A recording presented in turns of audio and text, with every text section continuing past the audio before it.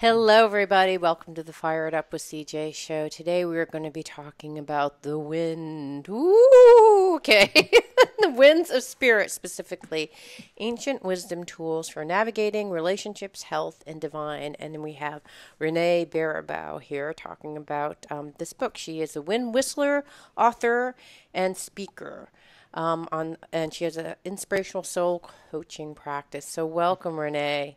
It's so great to be here, CJ. Yeah, so I want to find out a little bit. I've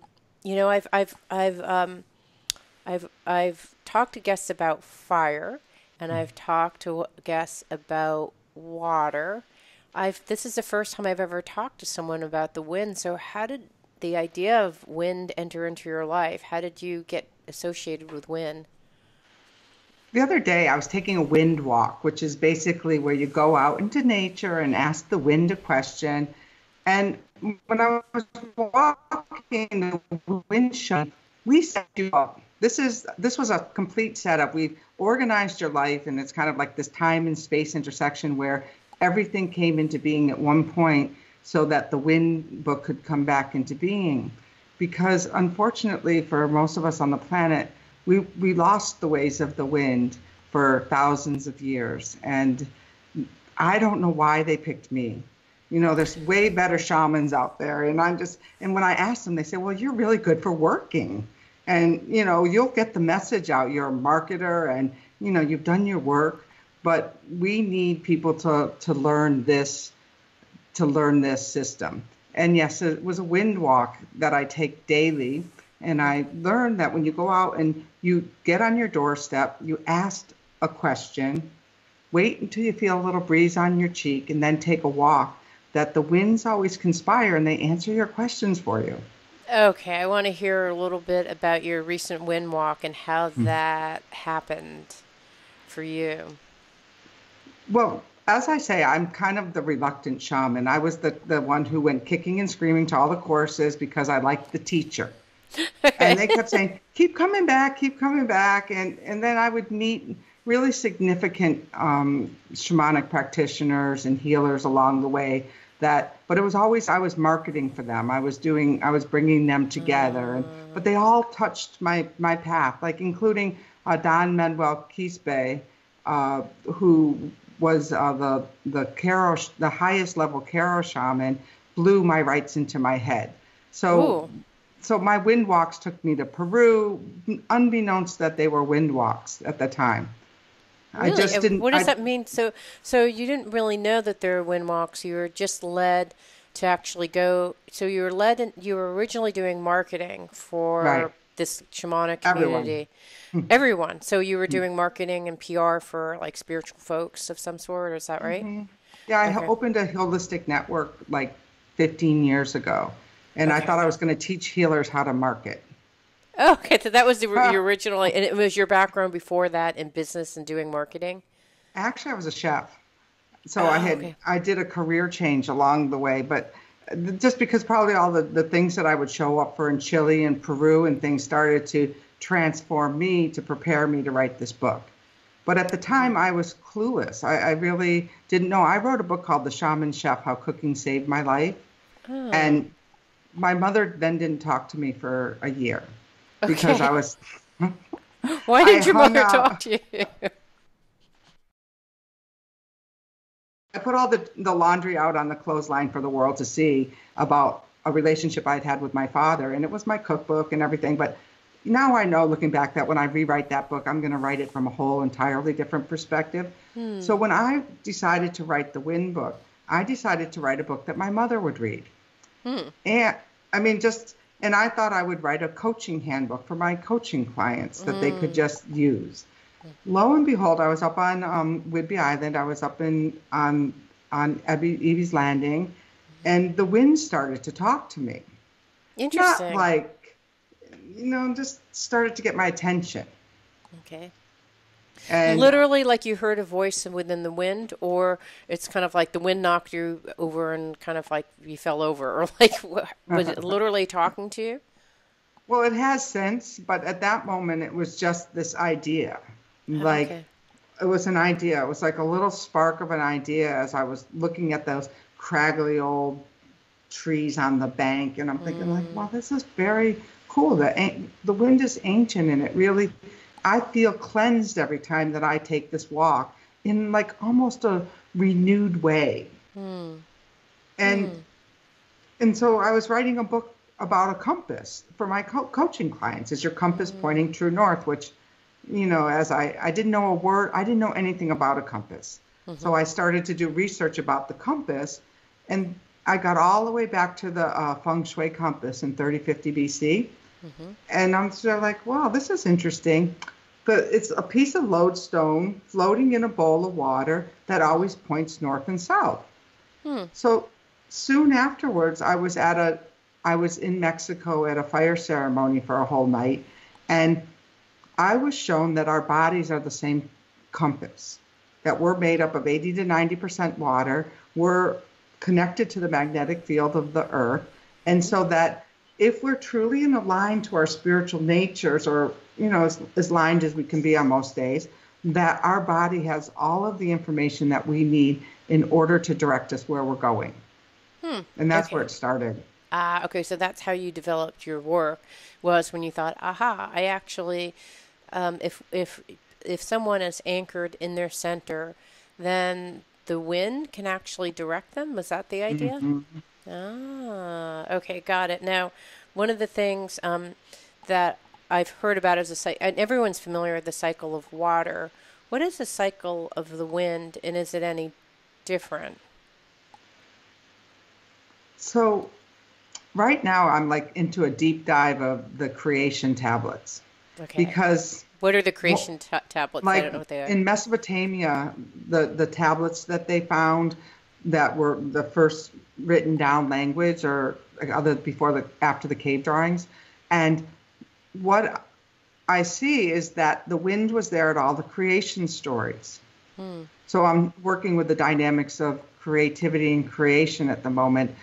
But the winds were represented in the 4 directions, which you've heard, about the directions. Well, the wind directions have actually held a container for how we've navigated as human beings since at least we got to the tablets, we go back to the cave drawings, but people have always anchored themselves in the center of the wind directions.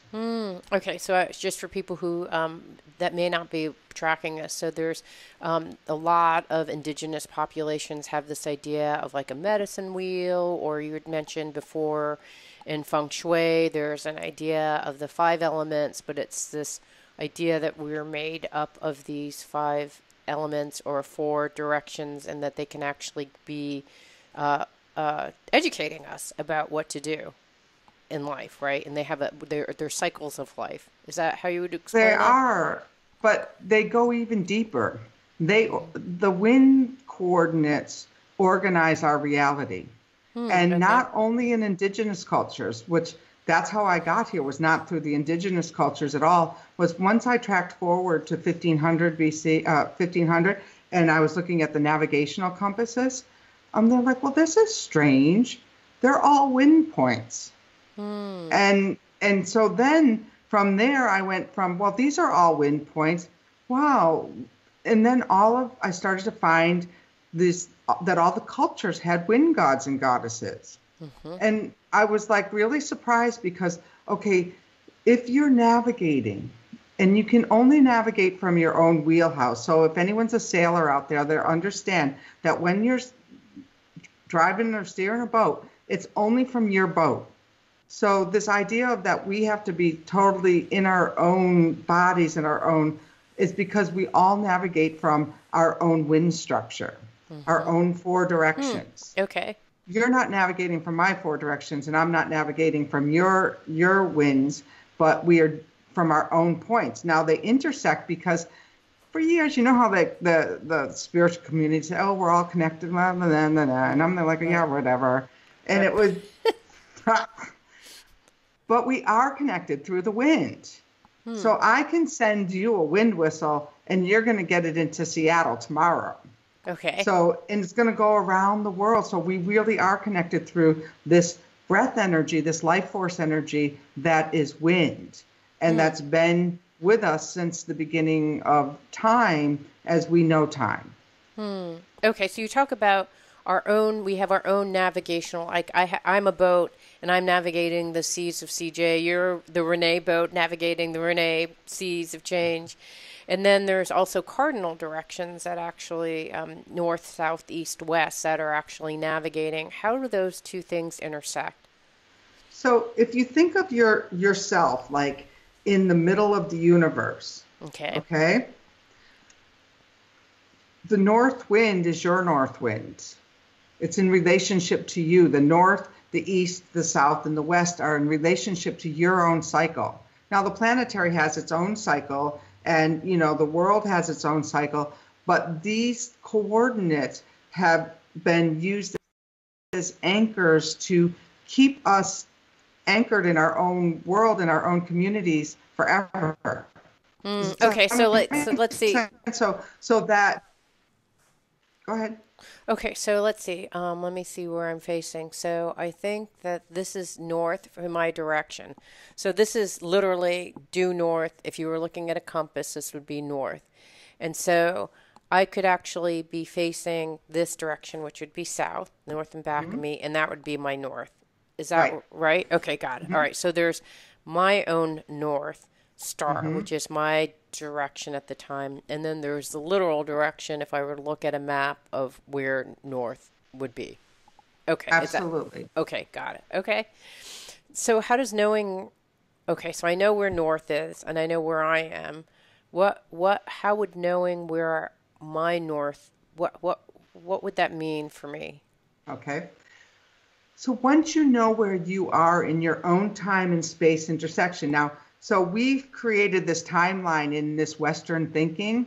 And the reason we've created this timeline is based on, if you want to say religion or whatever, that this timeline gives us a point of beginning and a point of end. And judgment is at the end of a lot of that timeline. Okay. In this other cosmology, that the timeline is your own cycles. It's your own relationship to your own self and where you're traveling in your own life, and how it intersects against this other timeline, depending on how awake you are, or the quality of that you're living your life as your life's purpose. It doesn't have those bumpy edges. Whereas if you're just going along with, today's January 1st, oh, it's a new year. Well, if you're hibernating and January 1st is here, there's a lot of, cognitive dissonance because you're hibernating based on your own true potential. And this timeline saying, no, you should be out having a party and getting out there today. I see. Okay, because you mentioned the idea of like inner winds, external winds, like different kinds of winds. So I may have my internal sense of like what is happening. Is that what an inner wind is? Well, we used to navigate our lives based in nature. And this whole system is saying, hey, this is what we need next. Okay. So there was a period of time when it was important, and then we went into, agricultural community and then an industrial community where we really got away from navigating our life based in nature. But in order for us to really progress as humanity and awaken humanity, we need to start to use the winds as a way of navigating to be in cooperation with what's going on around us. Okay, got it. So, and I just want to clarify. So in your book, I think you have this idea of like an inner wind, an external wind. I can't, wind breath. Wait, no, where is it? You talk about inner winds and outer winds. What does that mean in this context? Is that what you're referring to? So the outer winds are the cardinal winds. Those are the structure for this is north and south and east. Okay, that's the outer winds. Okay, and that's the structure for how you organize your experience here on this planet. Right. Okay. So it's like November 14th and, that's north. And this is how I just in order for me to communicate to someone else who's driving in my neighborhood, I have to say head north and take it right on fifth, Right. that kind of stuff. Okay, so that's the, what do you call those? Cardinal winds. Those are the cardinal winds, but they've always been the cardinal points on the compass. Even as far back as Mesopotamia tablets, they talked about the south wind and the north wind as those demarcation points for how we structure our human experience. Okay. Okay, got it. So And that's then it the, got lost. okay, got it. And then what are the other winds? Isn't there like So the inner winds are in the back of the book. There's 32 inner winds that I'm calling them, that are actually cross-cultural winds that I found from across the world, and I only did 32 out of about 150 I found. Wow, okay. That are really about how we live in relationship to the world. Ah, okay, got it. So, okay, so those are kind of archetypal kind of ideas on how our inner navigation coordinates with the external navigation. Was that Yes. so? Okay, got it. And then so there's you talk about inner winds and then global winds. Are global winds the same as are those the same as cardinal winds, or is that different? No, those are the global winds those are the external events and things that are going on. Like, for example, some of the fires that California have been experiencing. Those are global winds. Those are winds that humanity itself needs to come into relationship with.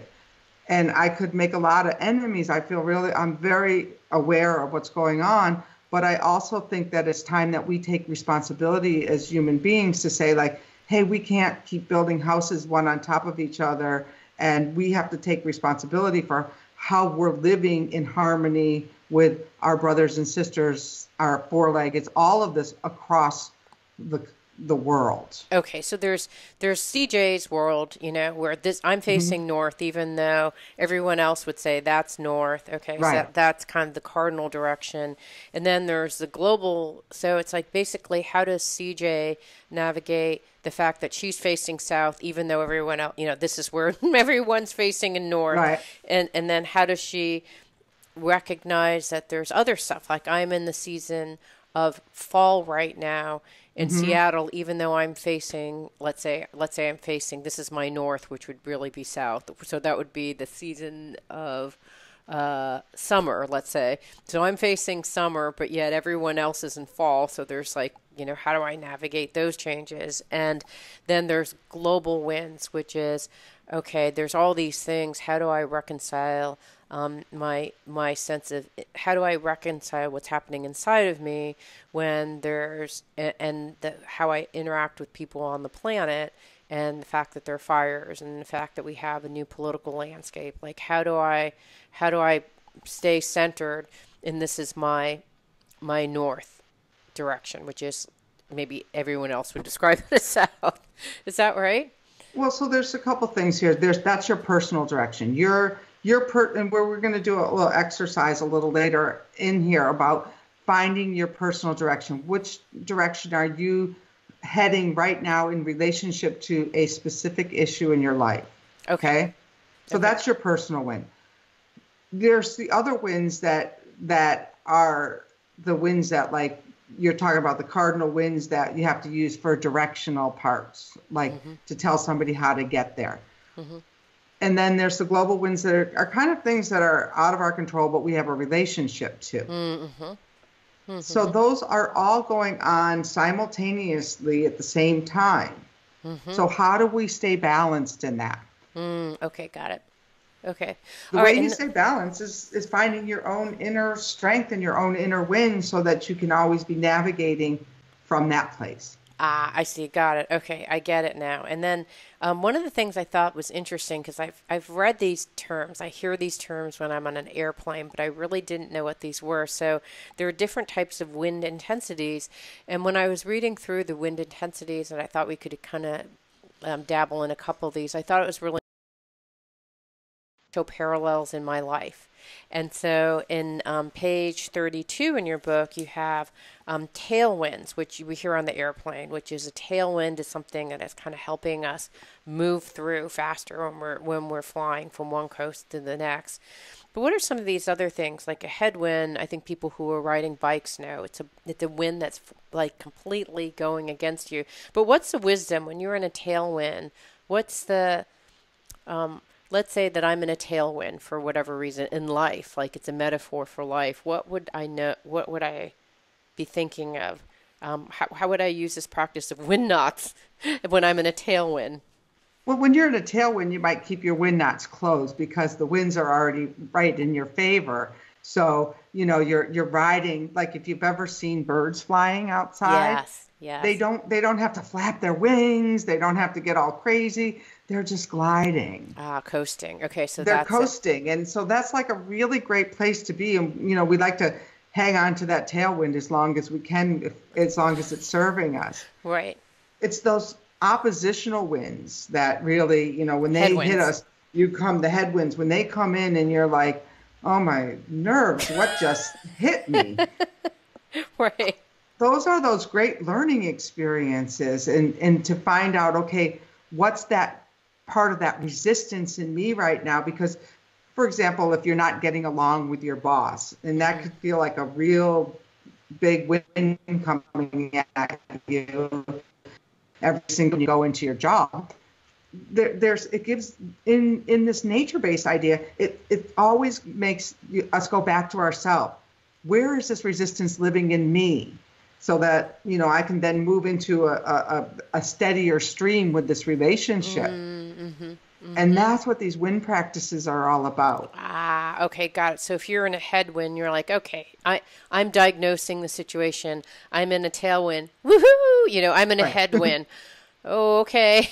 What in me is actually riding against where the current of the wind is? So it's kind of like going against the current of the water, but in this case it's wind. And then there's crosswind, which I didn't even think of, but like it's one of these things of building awareness. I didn't think of crosswinds, but of course I've felt crosswinds, which is it's running in perpendicular to action. So I may be walking forward and I have a wind towards my right or left that is kind of going through me or perpendicular through me. And tell me a little bit about the wisdom of this wind.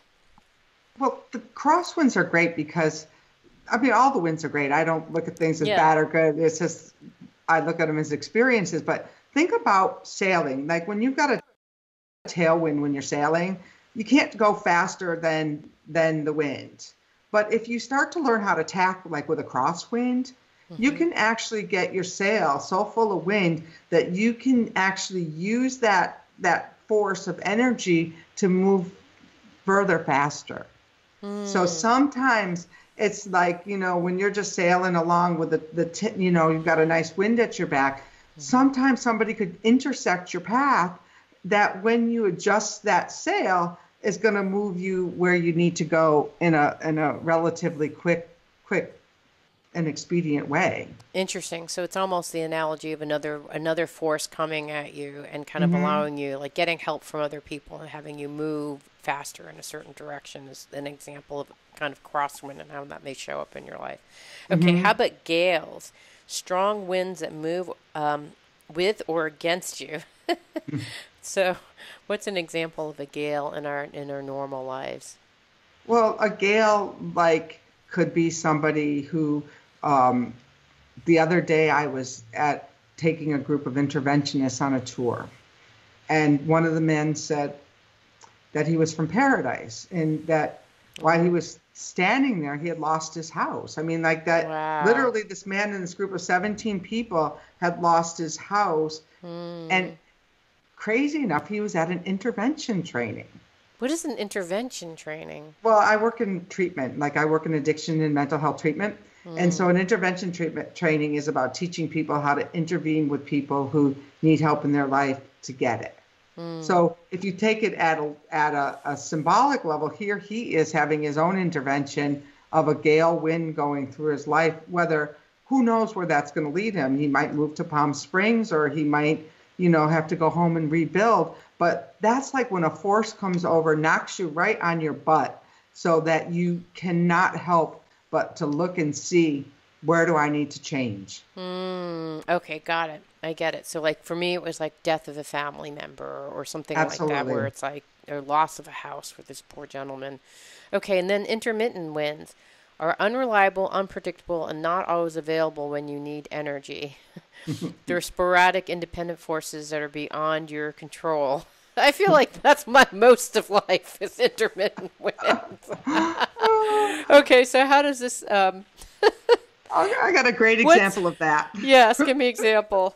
So this summer I was teaching at a retreat center, and I'm Mhm. teaching the wind, right? And Mhm. there was no wind. It was happened to be Mm. on the East Coast, and there was no Oh. wind blowing. So I had this new kite I had bought in Maine, and every time I'd see like a little tree branch go out there, I'd run out and try to get my kite flying. I mean, I tried everything. And I tried everything. I even got the guy to give me a ride on the golf cart to try to get the kite up in the air. So just think about in your own life when there's the wind isn't blowing and you're so persistent that you're going to make something happen, you're going to find a golf cart to Right. get that kite up in the air.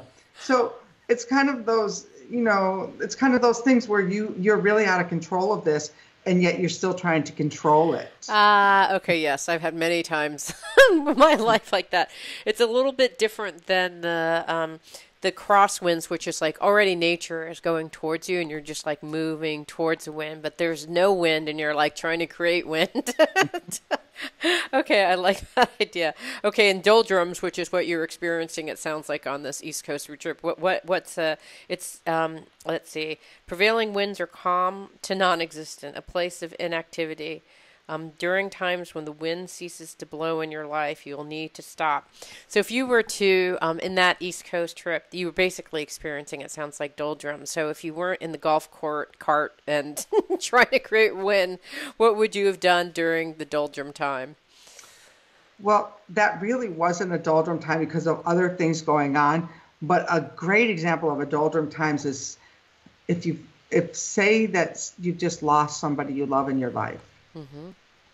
And a friend of mine described it best when I was writing this book. She said she remembers feeling like she was out in the middle of the ocean in a rowboat and that there was no movement. Mm-hmm. Yeah, And yep.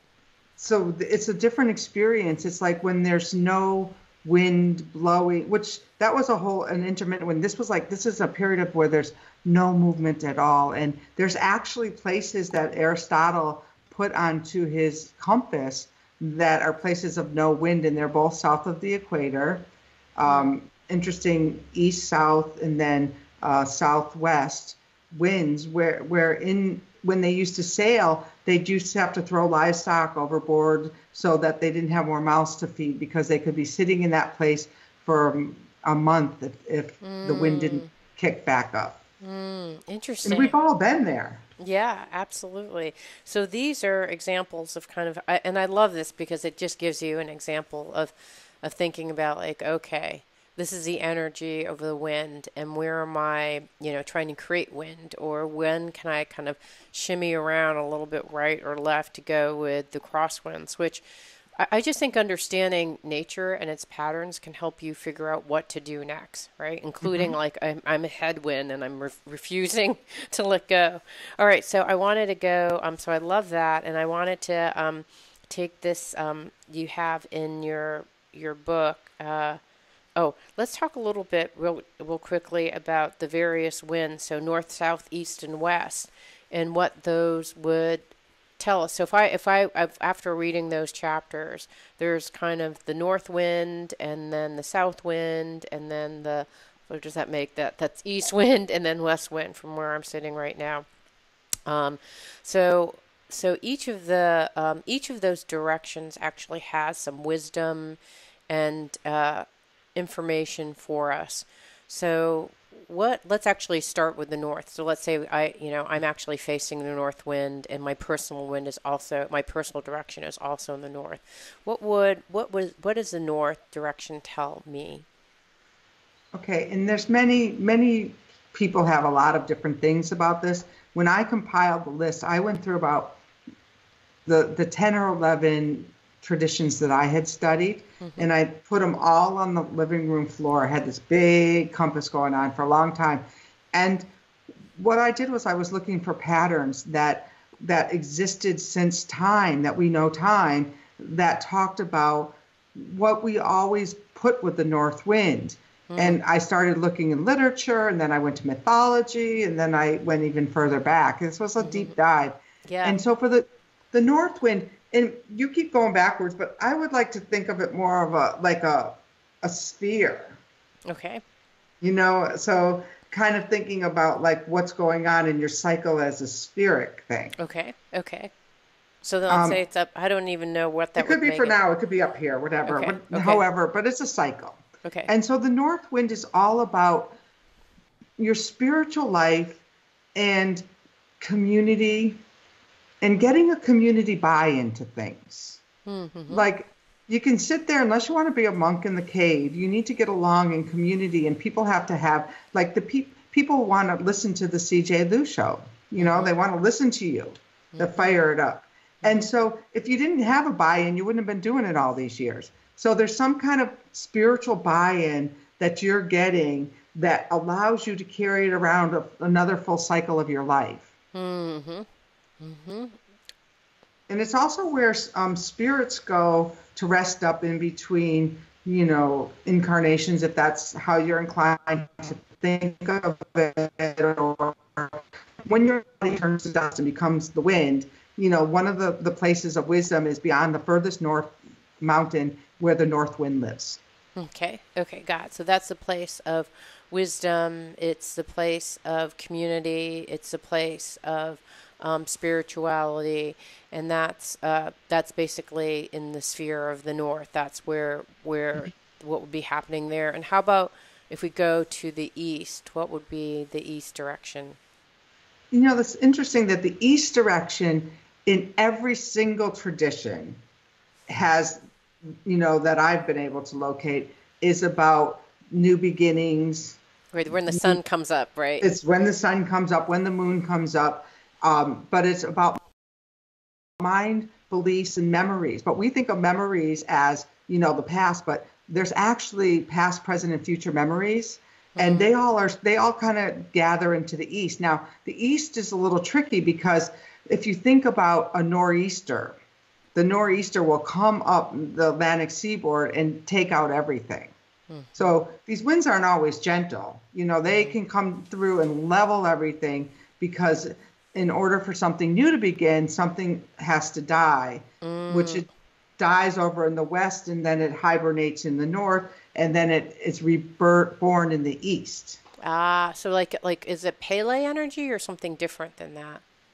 Well, it could be Pele energy if that was your cosmology. Right. It's okay. just But it's just the something light. it's just something destroying so that something new can, like, it has to begin. If Right. It sounds like if you didn't go through the full cycle of winter and fall, winter, and then spring, if something's not ready, it just kind of gets it ready. That's Right. what the Or nor'easter. it Okay. takes it out if it's not supposed to be there. Okay, got it. So you can have a new beginning. Got Right. it. Okay, got it. Wow. Okay, got it. So, so it's new beginnings, and anything else about the East? Well, you know, the east can also be an indicator of the global winds that are coming. If you were to go with the Judeo-Christian Bible, there's 23 instances, I believe, of where they mention the east wind. Interesting. Wow. Okay. And then how about the South? The south. So whenever you move, and we're looking at a cycle, so you keep moving around the cycle, because Right. my belief system is that everything that we know about our compass and our maps resembles nature. We're like just a holographic representation of nature. Whether you're in the south or the north, it reverses. So when you get to the south is all about your emotional well-being, your needs and desires, about you started something new. If you think about the last time you started something new and you think you're just ready to go, you always get back into that south about what's that unfinished business? What do you still need? What do you still desire? and what's untended to. Because if you think of the South in the noonday sun, you're out there weeding the garden. So the South, if you're thinking about it, you're going to weed whatever needs to be weeded in order for whatever you planted in the spring to grow. Okay, got it. Okay. Right. So it's kind of clearing stuff out so that stuff can actually grow. Right. And the Okay. emotional body and and your garden out in the yard. Right. Okay, cool. So that's south. And that's the season of summer. Is that usually right? Well, it's the season of summer here, and in the southern hemisphere, it's the season of winter. Ah, I So didn't it even think about that. flips. Yeah. It's a Yeah. mirror. Right. Like Okay, I have got some people from Australia in my wind mastery class, and I have to say, and you're at the opposite end of your nurturing cycle, so you have to reverse it. right. Wow. Okay. And then how about west side, west facing the west direction? Again, the West is pretty popular in all the indigenous traditions and, throughout theology and throughout time. But in the Bible, there's only 3 instances of the west wind. Hmm. So that's that timeline where the end is in the West. Hmm. In this system, that's just part of the cycle. You can kind of go around again. You don't have to think that that's the end for you or the end for us. Yeah, it's the It's end of just times. I got it. no, because time has been going on for billions of years, Right. and we're just a little speck in this compass here. Got it. So in the West, it's about your physical. It's about what are you harvesting. It's about what is dying. What is the death?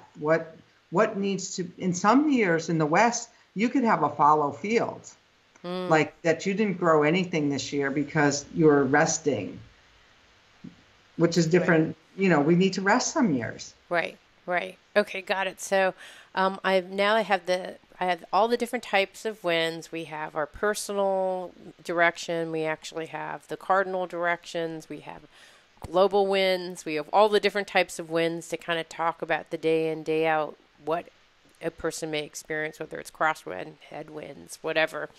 So I'm going to take a real life example, and I'm hoping that in the remaining time you can kind of step us through some ideas. So I'm actually my son will be leaving for college as of this September, so I'll be an empty nester.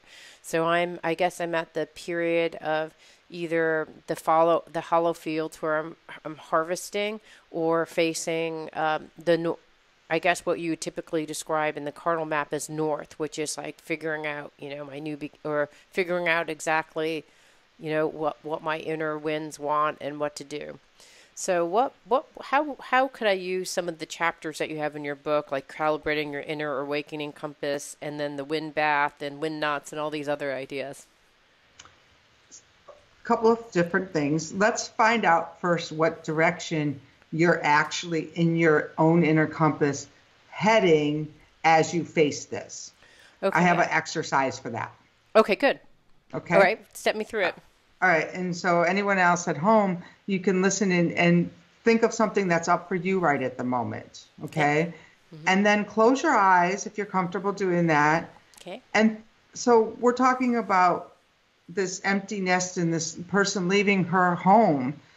And where do you feel that in your body? Oh, so my son leaving our home? No, I'm not going to be leaving. It's just my son leaving.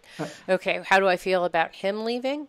Where do you actually physically feel it in your body when you say he's going off to college?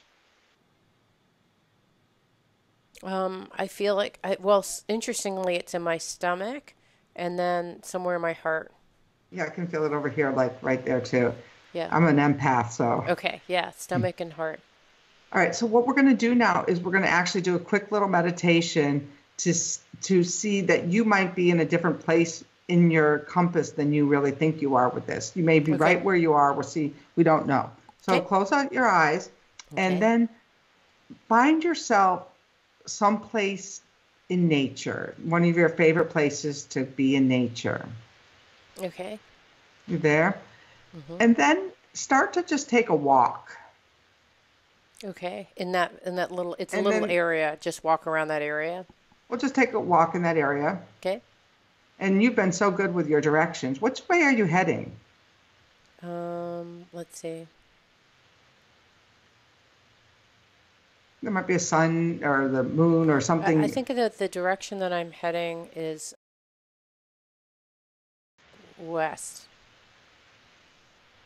Okay, which it means right off the bat, I say, okay, well, you're really in alignment to this, that, that, so that when you close your eyes, you Okay. just, what you do is you close your eyes and you get acclimated to where you are, and then you walk out a door or a window or some way from wherever you are, and then get some sign points so that you know, okay, I'm walking west. And Okay, you just got have it. to trust it. This is a little Okay. bit of an intuitive trust process. So you're Okay. walking west, which means that you're at the end of something. Right. And it might be the end of mothering in a certain way or whatever, but that Right. there's some places in you that are a little bit, have some energy around that Okay. in your Yes. stomach and here. Okay. So what we're going to do is we could call to the west wind Okay. and ask for a little bit of clearing around there, and maybe ask for a little bit of guidance about what seeds are you going to plant away? What are the seeds you're going to put somewhere for safekeeping that are going to be grown in the spring from this Okay. experience? But first Okay. we're going to clear, and then we're going to ride on the wind and see where we're going to put some seeds for safekeeping. Okay. And tell me a little bit about the clearing mechanism. You have if you have a A wind whistle. okay wind whistle, and so are you calling upon the west wind or what I'm kind going of? to call upon Zephyrus, the west wind, since Okay. that's the direction we're Okay. working So you're in. going to call upon the west wind and then ask it to give To us. just clear these energy, we're going to, because wind is so expedient at giving a wind bath, I'm going to just be the wind bath for you, where the wind is going to Ah. actually push out that energy for you. Okay. Got Okay. it. Thank you. And then we're going to ask that same west wind, once we clear out that energy, we're going to ask a question. What seeds am I planting for, what seeds am I harvesting that I'm going to plant for the spring? Got it. Okay. Got And it. then we'll Thank just you. put them somewhere for safekeeping. And so everyone who's listening, you can do the same thing anywhere where you are holding pain. When I blow the wind whistle 3 times, feel that the wind is coming in and connecting you to the earth. The second breath is Zephyrus actually coming in and doing the clearing. And then the third one is putting yourself in a little energy bubble so that you're able to collect these seeds that we're going to plant. Okay. Got it. That Okay, sound so like nice and clear? first one clear, second wind merge, third wind connect with the wisdom. Connecting. The connecting is to the earth, Okay, because think about a tree. You need really sturdy roots when those trees get going in the wind. okay. Will you lead me I when will. you're I'll okay, lead it. good. Okay, got it. Thank you. Okay. All right. So this is the wind whistle sound, just so everyone knows what it is, so they don't get.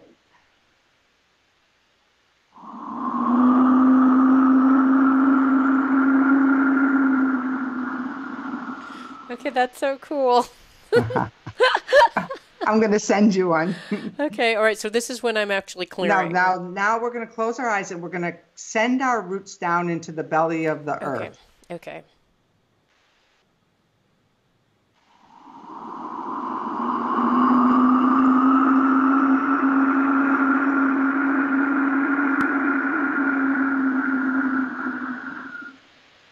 And now we're going to call upon Zephyrus to actually come in and clear away anything that's blocking us or anything that's feeling stuck in our body. So invite the wind energy of Zephyrus in to clear out any stuck energy.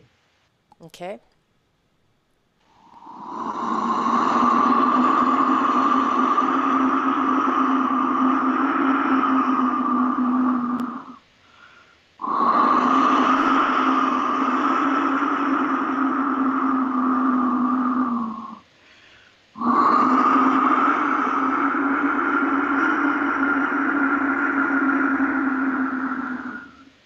And let it go.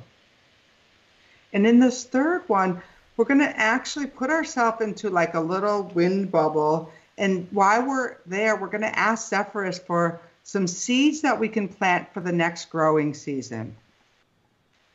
Zephyrus, give us some seeds we can plant.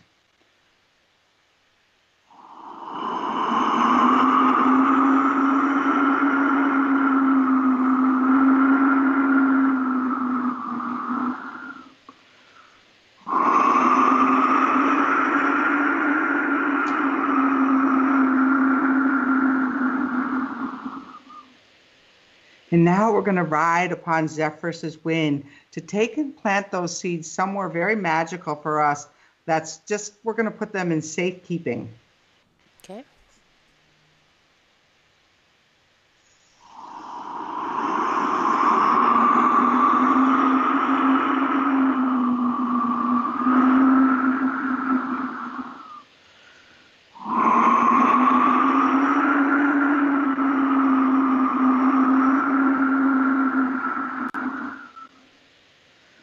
And then we're going to come back to the room, wherever you are, knowing that your seeds are safe and that you're feeling a little lighter and a little more energized.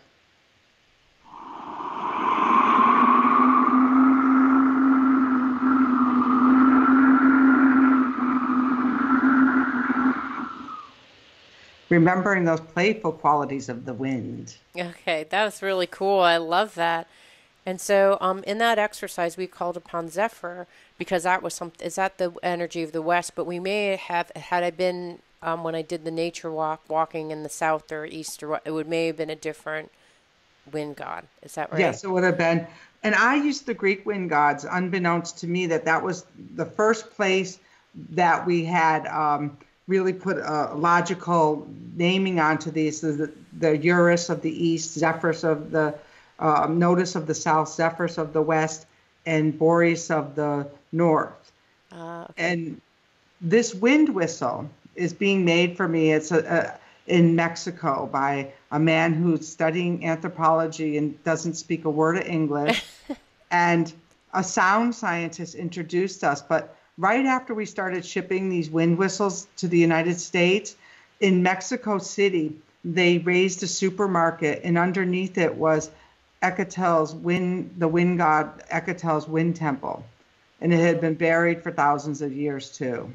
And so these wind whistles are really, really great tools for self-nurturing and actually transformation.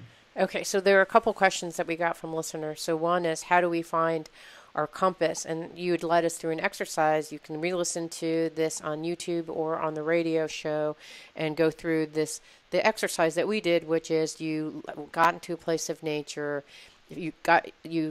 I'm reviewing the steps. We actually got a sense of the body felt expression of when I was thinking about my context, which was my child leaving for college. And then we actually figured out where I was walking, what direction. Then you drawn upon the goddess of the wind.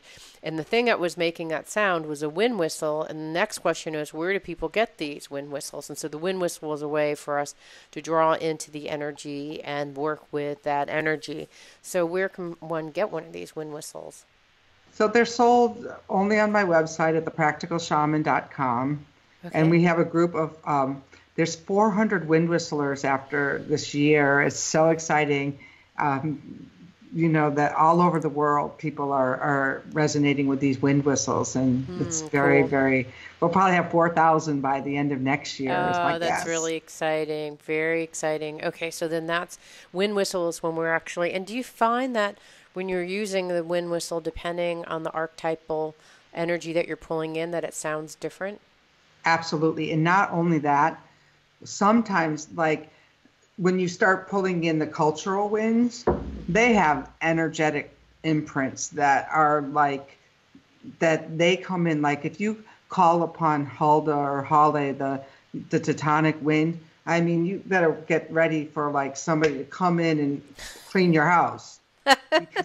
and the other ones have, like this week I pull a weekly wind, and this week it's Mari, the Basque wind, that may be the precursor to the Divine Mother, because they know very little about the Basque, and this wind goes all up and down the Pyrenees, and this is about a gift, and she brings, and if you're lost, you can call to Mari 3 times, and she'll help you find your way, or find whatever. If you've lost a pen, call to Mari, and she can help you with that. So we lost them. Can you imagine? We've had these allies that we had in this world that we just put away for a couple of thousand years. Wow. Okay. So how I use in the latter part, we've been talking to Renee Baribeau about her book Winds of Spirit, and in the very back you have all these different you took all the information that you learned from your deep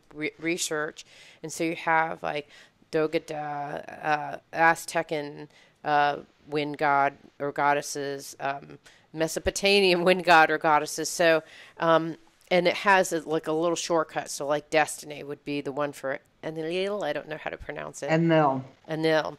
Okay, which is the wind god of Mesopotamia, and then there's a Muskogee Creek. I don't know. Utah MSA.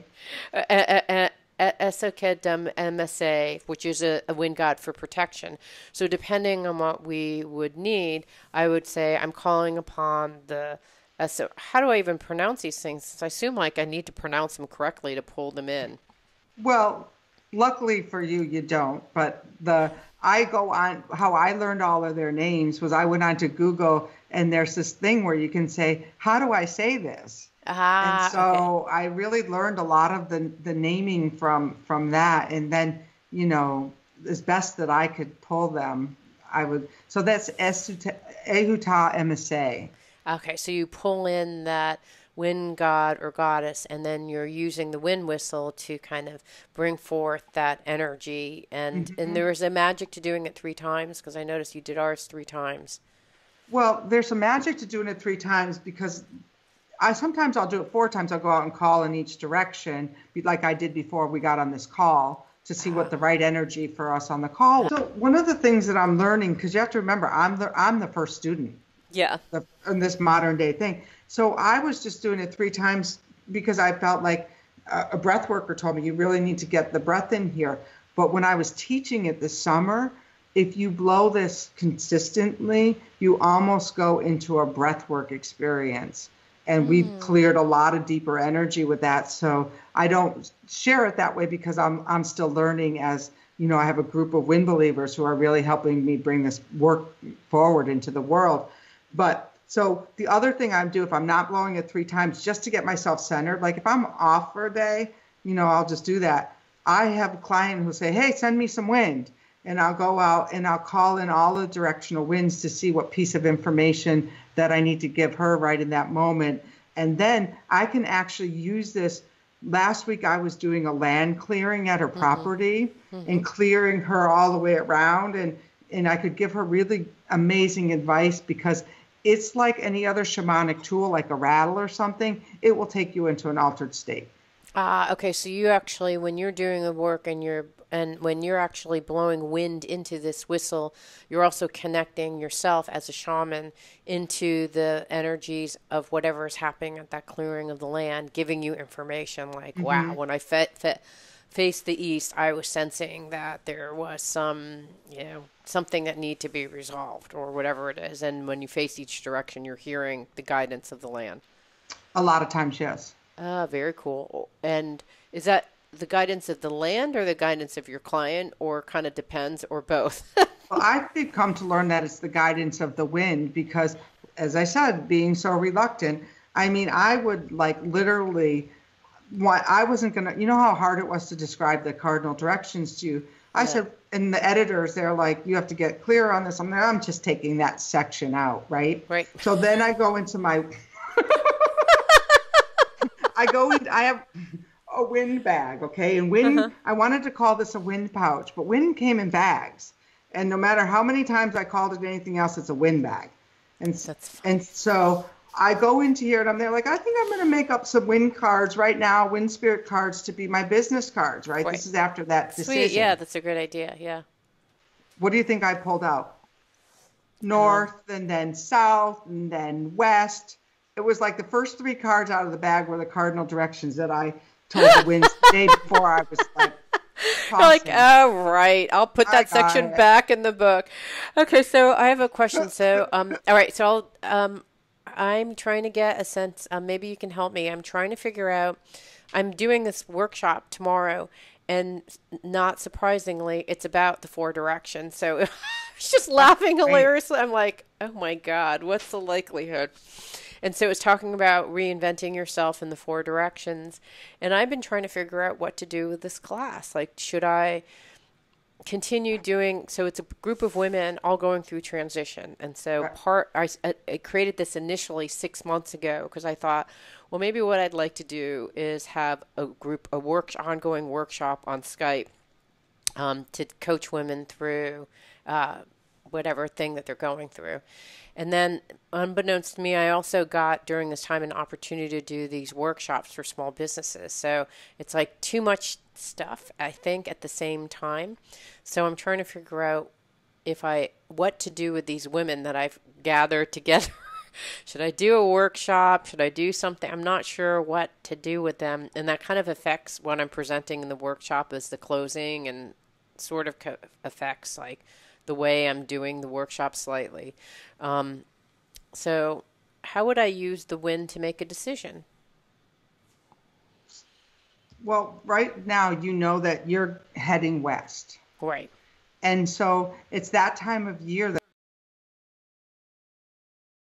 work really well in this work that you're doing. I'm sorry, you cut off by saying it's that time of year that what? That you can use the west wind for the work that you're doing in this workshop. I mean, because you're so right there. So why wouldn't you, give people like this whole thing about like, what are they going to hibernate with this winter? Mm-hmm. You could, because what I saw for you when I was doing the wind whistle was that you're not really going to be clear. Your bag of seeds got planted. I don't know if you were trying to put them up in the north for winter, but I saw the seeds actually being more beneficial for you coming out like in February or March. It looked like that the seeds were, don't rush those seeds. Okay, got it. Well, actually, in February or March is when the Small Business Association workshops start. Right, and so that I was really shown directly, like that's where you need to be planting your seeds, is towards what's coming in the spring. Interesting, not versus like planting my seeds now, hoping that something will grow. It's like, forget about it. Because that's really what I've been trying. I'm like, should I do it? I don't feel I feel like I'm going to get maxed out if I do it. And I just don't feel it. But I felt it 6 months ago, and I thought, well, what to do? Well, it's because that downtime, that no wind time, we're not so comfortable with no wind. Yeah. That time of gestating and, right now, the next book I'm working with my advanced students about the dynamic, I've been working with 5 dynamic wind dynamics of creativity. Mm-hmm. And so there's actually this whole place, and I'll send it to you after, about like, are we supposed to be gestating? Are we, or are we supposed to be stepping forward and making the steps for the next things? Or are we supposed to wait for that divine inspiration from spirit? Or are we supposed to be pulling new things out of the abyss, which a lot of creators do? They pull it out of the abyss and then they're like, oh my God, now I got to do that too. Yes, that's exactly what happens. Is you're in winter where you should just be being like hanging out, but then it's like, well, I'm pulling up all this stuff. Now should I move forward? And you're saying that may have been happening in that time. What's interesting too is that you actually, what I didn't do, I think I was planting them in the north, but what you were looking at is that I think I was planting them. I don't think I was conscious, but if you were to ask me where it's pointing, it is kind of like in this direction, which would be kind of February time. So you saw in your... We moved them. Huh? We moved your seeds. Oh, they were someplace else. No, you were putting them in the north, and I was shown to move them a little bit further off. Oh, so you moved them over to... Forget about December. Go over to February. I should have asked for permission, but by February, March, you'll be really more clear on what you're growing. Okay, got it. I don't usually do that, but I'm there. Well, she offered that I could go in, so it's like, okay, don't let her leave her seeds. Don't let her leave her seeds here. Put them over here. And that was like one of the ways the winds talked to me. It was like, no, they got to go. So I moved them. Where I saw them going was on the other side of the mountain, not beyond the mountain, but over here in a little safe cave over here for a spring planting. Interesting. Okay, got it. So you were listening and convening with the wind to know how, so that's how you would work with clients and actually figuring out stuff. And how about for health issues? Like what kinds of things can you do? Because you talked about blowing wind off of you, or what was the, not we talked about calibrating. I think, did we talk about calibrating your No, because that was, awakened? well, that calibration is finding out where you are now, so that Okay, that's if calibrating. you're having an emotional needs and desire moment and you're trying to be enlightened up here, it's not going to happen. Better Hmm. to get back down in here to the junk, clean it out, and then, because the North and the South are always, if you look in all mythology, the North and the South are always opposing each other. Mm. Jack Frost is always having a fight with, the seeds. They want to, winter would last forever if it wasn't for the South emotional needs and desires. We'd all be Ah, sitting in caves. I like that. That's interesting. So, so basically, staying balanced. That was not something we covered, but so this is actually staying balanced during changing winds. So this is kind of how do you keep. So I may have to wait for. I wanted to plant my seeds in December, and you heard guidance no February. So Well, how you do could I? have a nice party, have a nice dragger. What's a wind bath? So the wind bath, oh, that might be a good exercise you could take with people, is you Yeah. go outside and you Hmm. actually stand there and let the wind clear off any heavy energy. Mm. And then you turn, because you turn counterclockwise, which isn't in the book, all the way, all four directions, Hmm. and unwind it, and then Mm. clear. And then to finish, you turn all the way clockwise and seal yourself back up after you Oh, I like that. release That's everything. very sweet. Vata, is that what's your, I'm a Avata Pitta. okay, Vata Pitta. Okay. I was like, I bet she's a Vata. Because I looked at you and I thought, I don't know. I think she's probably Vata. But I didn't think Vata Pitta. That's interesting. I would have thought Vata Kapha. That's No, interesting. that when I was 30 and I was really crazy and insane, I found an Ayurvedic doctor who went with the Ayurvedic medicine instead of like pharmaceuticals for all of the isms that our kids are all now Yeah. medicated for, and it Yes. really changed my life. Wow. So you really have leaned in all aspects of your life to the I had seasons. to, well, more so with the wind because they're stern teachers. They're not like, they're just not. They keep me in line. Well, it's funny because I was thinking like, well, since I'm Vata, I don't really connect with wind, but so it's interesting to just see this like, well, maybe I should. 'Cause, it seems like if you're Vata, your primary element is wind. So why not connect with the wind and see what it's saying? I just have never thought of doing that because there's not I like, yeah, there's not a lot of information out there. No, there wasn't any, and that's why Hay House published the book. But We've been talking to Baribeau about her book, Winds of Spirit. Tell us your website just real quick before we wrap up. thepracticalshaman.com. Thank you. The practical. Thank you so much. And it means so much to me that you're listening to the show. Would love your support in any way by giving me comments below or to subscribe to the show or share the show with friends. Thank you again for your support. Love and blessings.